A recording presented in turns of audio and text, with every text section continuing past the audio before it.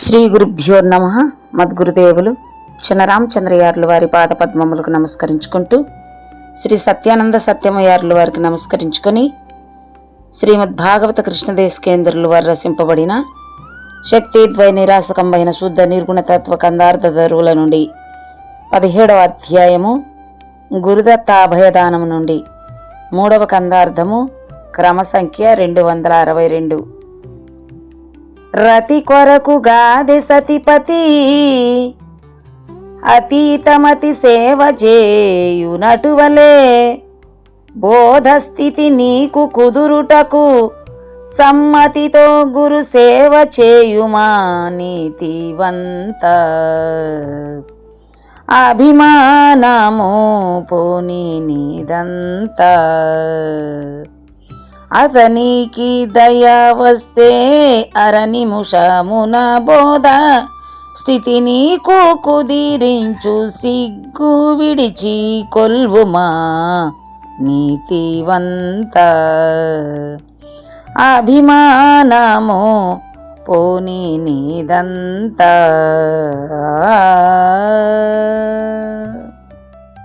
శ్రీ గురుభ్యో నమః. ఆత్మానాత్మరహితం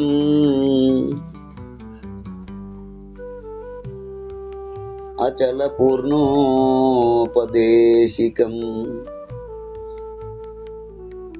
శ్రీ నిశ్చలానంద నారాయణ గురోర్శిష్యం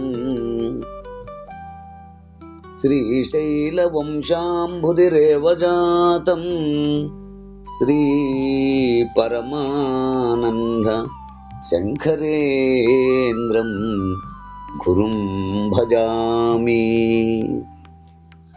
మద్గురుదేవులు శ్రీ శ్రీ పరమానంద శంకర నారాయణ స్వామి వారి పాదపద్మములకు నమస్కరించుకుంటూ, శ్రీమద్ భాగవత కృష్ణదేశికేంద్ర ప్రభువులచే విరచితమైన శక్తిద్వయ నిరాసకంబైన శుద్ధ నిర్గుణ తత్వ కందార్థ దరువులు 17వ అధ్యాయము గురుదత్త అభయదానము నుండి ఈరోజు మనము 3వ కందార్థాన్ని విచారించుకుంటున్నాము. అంటే క్రమ సంఖ్య 262. అయితే క్రిందటి కందార్థంలో లజ్జన్ వంచ తగదు అంటే సిగ్గు ఉంచుకొనదగదు. ఆ భర్త అయినను భార్య అయినను రతి సమయములో ఆ తెగవు చూపించకుండగా, అంటే మనసులో సిగ్గుపడినచో సంతానము కలగదు. ఇది నిజము చూడుము. అట్లే గురు శిష్యులు అబోధ విషయములో సందేహములను సిగ్గుపడి దాచుకొనినచో ఫలితము లేదు. కనుక నీ మనస్సులో ఈ విషయమును ఆమోదించి ఏ ఏ విషయములు అడగవలెనో అవి నన్ను అడుగుము. నిన్ను బోధ స్థితి పొందించుటకై చెప్పి దృఢపరతును అంటూ మనము క్రిందటి కందార్థములో విచారించుకున్నాము. ఇక తదుపరి కందార్థము అంటే 17వ అధ్యాయము గురుదత్త అభయదానంలో 3వ కందార్థము క్రమ సంఖ్య 262. ఈ కందార్థంలో హితోపదేశమును తెలియజేస్తున్నారు. ఎలా అంటే, రతి కొరకుగాదే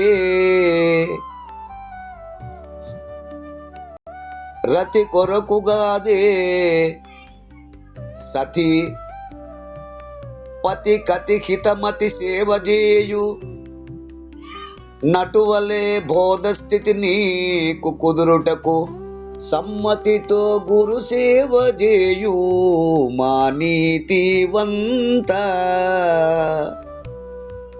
అభిమానము పోని నీదంతా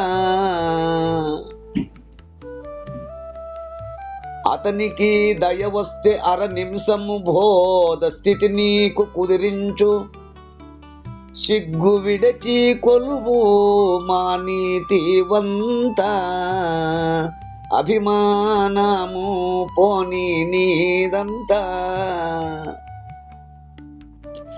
శిష్య, రతి కొరకు కాదే శిష్య, రతి కొరకు కాదే, కేవలం సంతానాపేక్షతో మాత్రమే వంశాభివృద్ధికై సతీ అంటే అగ్ని సాక్షిగా వివాహమాడిన భార్య.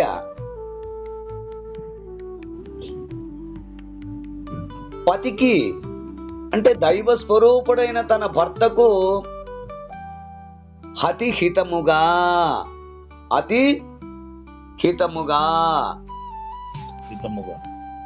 అంటే అత్యంత శ్రద్ధ ప్రేమ భక్తులతో సేవ చేయు అంటే సపర్యలు చేయుచుండును.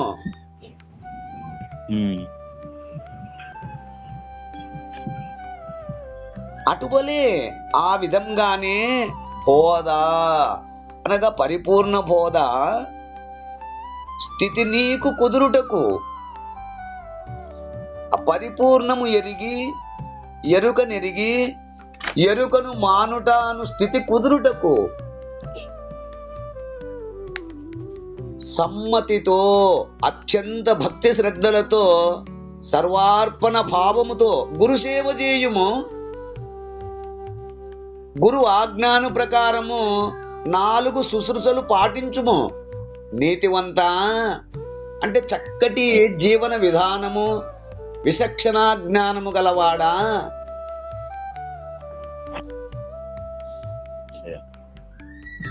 అభిమానము పోనీ నీదంతా.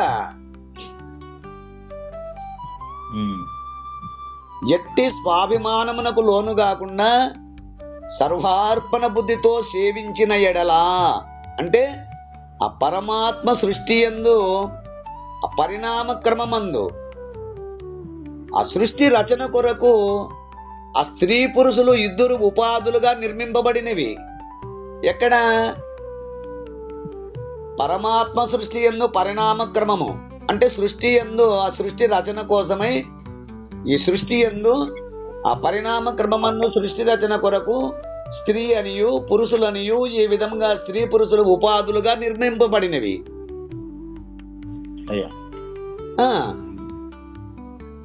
కనుక సప్తధాతుమయమైన శరీరముచే అన్నరూపమైన శక్తి ద్వారా ఈ స్త్రీ పురుషులు ఆ పరిణామ క్రమమునకు కారణమగుచున్నారు.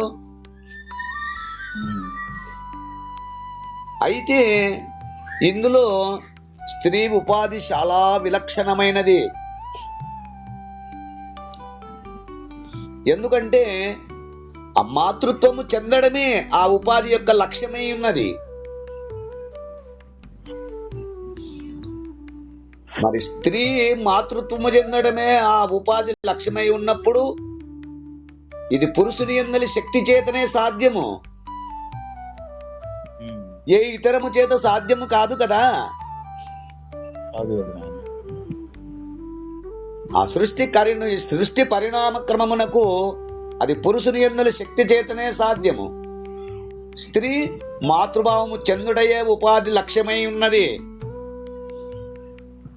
కనుక ధర్మశాస్త్ర ప్రకారము అగ్ని సాక్షిగా వివాహమాడిన భార్య ఆ వివాహమనే సంస్కారము ద్వారా ఆ దైవ స్వరూపుడైన తన భర్తకు అత్యంత శ్రద్ధ ప్రేమ భక్తులతో ఆ సపర్యలు చేయుచుండును.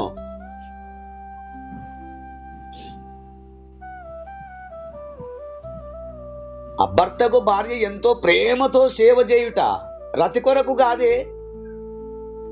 ఆ సేవలను ఎందుకు చేస్తుంది? రతి కొరకు కాదే, కేవలము సంతానాపేక్షతో మాత్రమే ఆ వంశాభివృద్ధికై ఆ రతి సౌఖ్యమును పొందుటకే కదా.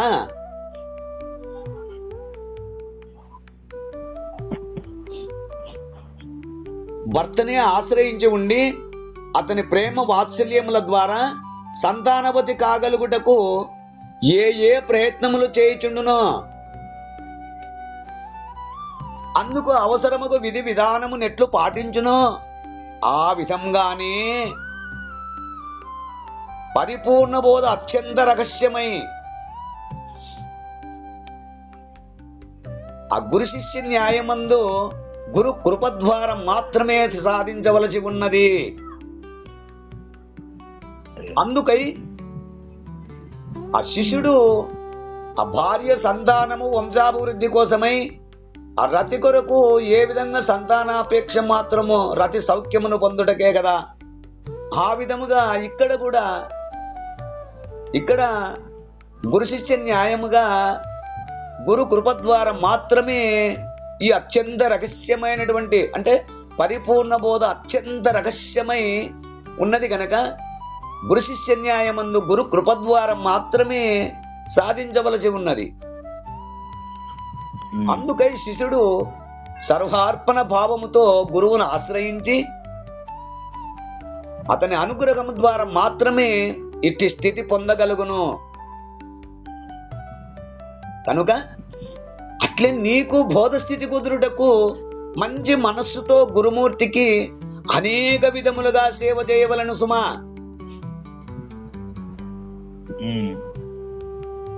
ఓ నీతివంతుడా, అంటే చక్కటి జీవన విధానము విచక్షణ జ్ఞానము గలవాడా, అభిమానము పోనీ నీదంతా ఎట్టు స్వాభిమానమునకు లోను కాకుండా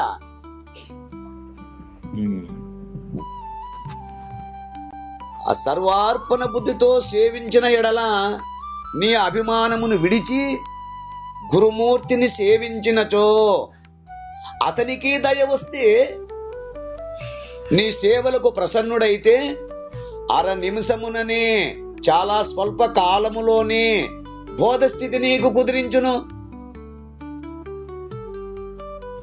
చూడు,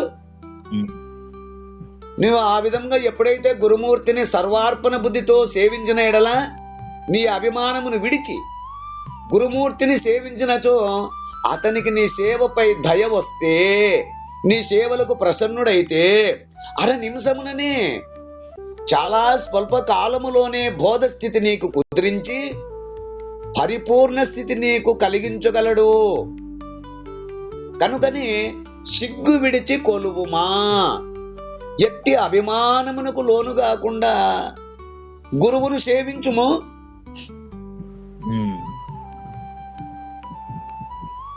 అట్టి గురువు అనుగ్రహముచే తక్కువ కాలములోనే అత్యంత కష్టమైన పరిపూర్ణ స్థితి పొందగలుగును.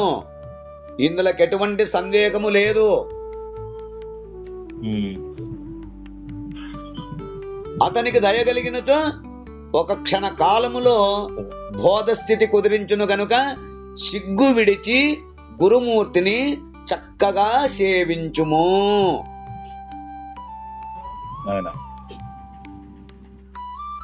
గురు కరుణ చేతని బోధ స్థితి కుదురును. అయితే గురు కరుణ రెండు విధములు. గురు కరుణ అనేది రెండు విధములు. ఒకటి మానస గురు కరుణ. మానస గురు కరుణ అనగానేమిటి అంటే మానస గురు కరుణకు సేవ చేస్తే గురుమూర్తికి తగిన సేవ చేసినచో గురుమూర్తికి కరుణ కలిగి బోధ స్థితి కుదురుటకు శిష్యుడు ఆచరించవలసిన ధ్యానాది విషయములు ఆ బోధ యొక్క మర్మము ధర్మములు దాచకుండగా నీకు తెలియపరచును. మానస గురుమూర్తి అంటే ఎవరు అంటే నీకు మంత్రోపదష్ట చేసినటువంటి మంత్రోపదష్ట అయినటువంటి గురుమూర్తి, కారణ గురుమూర్తి, నీ ఎదుట ఉండి నీతో మాట్లాడేటువంటి గురుమూర్తి. ఆయనకు సేవ చేసి దయగలిగితే ఈ రహస్యములన్నీ తెలియజేయను. ఇక రెండవ గురువు ఎవరు అంటే అఖండ గురువు. రెండవ గురువు అఖండ గురువు ఇక్కడ. అయితే అది మనలోని జ్ఞాన స్వరూపమే. ధ్యానముచే జపము చేత చక్కగా సేవించినచో గురు కరుణ ఏర్పడును. అందుకని అక్కడ ఆ సహస్రనామములలో ఇంకా అష్టోత్తర నామములలో కూడా ఆ విష్ణు సహస్రనామములలో తెలియజేస్తారు. అష్టోత్తరాలలో కానీ సహస్రనామములలో కానీ తెలియజేస్తారు. పుండరీక మధ్యస్థం మన పూజా విధానములో కూడా ఉన్నది, గురు పూజా విధానములో కూడా ఉన్నది. పుండరీక మధ్యస్థం సకలాంనయ సంస్థితం అన్నట్లుగా ఈ గురుమూర్తికి దయగలిగినచో అంతఃకరణమైన అవిద్యను భస్మం చేయును. ఇక అవిద్య పోయినచో అందలి ప్రతిబింబిత చైతన్యము కూడా పోవును. ఇదే ఎరుక రహితము, ఇదే ఎరుక రహితము, పరిపూర్ణ బోధ స్థితి. ఇది ఒక్క క్షణ కాలములో జరిగే పని. అయితే బోధ మర్మ ధర్మములు తెలియుటకు మానస గురు కరుణయు, అయితే బోధ మర్మ ధర్మములు తెలియుటకు మానస గురు కరుణయు, బోధ స్థితి కుదురుటకు అఖండ గురు కరుణయు రెండు అవసరము.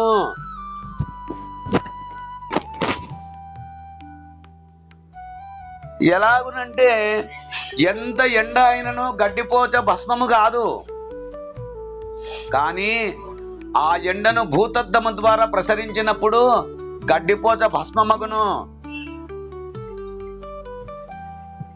అట్లునే మానస గురు కరుణ ఎండ వంటిది, అఖండ గురు కరుణచే భూతద్దములో ప్రసరించిన ఆ ఎండ వంటిది, దీనిచే ఎరుక రహితమగును. కనుక మొట్టమొదట మానస గురు కరుణ కలిగితే అఖండ జ్ఞాన స్వరూపమైనటువంటి గురుకృప కలుగుతుంది.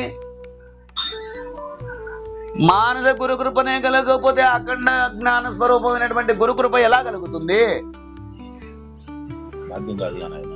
కదా? కనుక ఈ కందార్థము ద్వారా మనకు చక్కటి వివరణని మన కృష్ణదేశికేంద్రుల వారు అందిస్తున్నారు.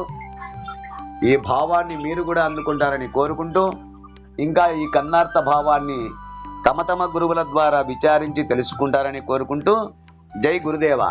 జై గురుదేవ. జై గురుదేవ. జై గురుదేవ. జై గురుదేవ.